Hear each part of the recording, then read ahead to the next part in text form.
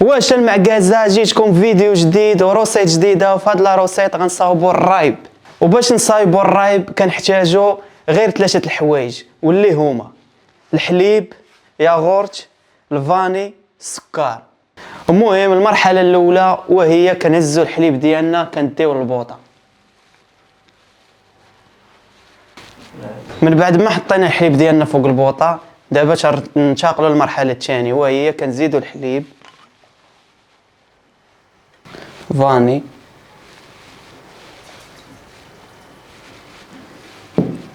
سكر،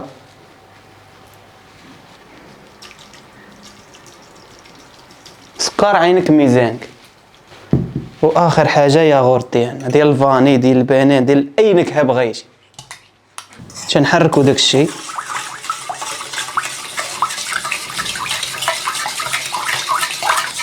يكون في المحلابه راه واعر. ودابا اخوتي غنزيدو داك الحليب اللي سخنا فوق البوطه شويه بشويه مع التحرات.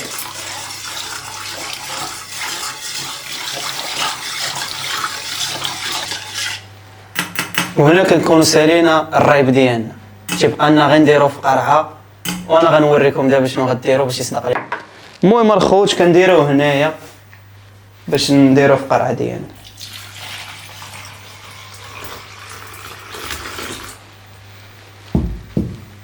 نجيبو قرعه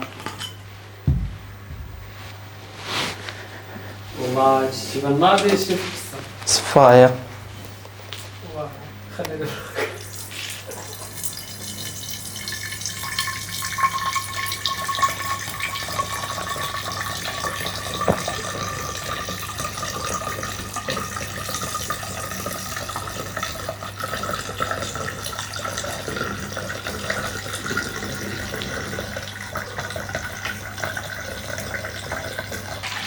شنو دير لي دابا؟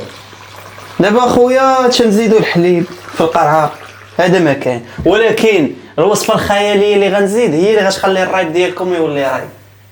تنسدو الغلاقه مزيانه، قلت لكم كاشه، شدوا الكاشه ديالنا نخبيو فيه هاد العجب. بدوش تكب قلبه والشي راه واحد شويه، وراه داك شويه بشويه بشويه. لا راه تنديروه في كاشه اخوتي.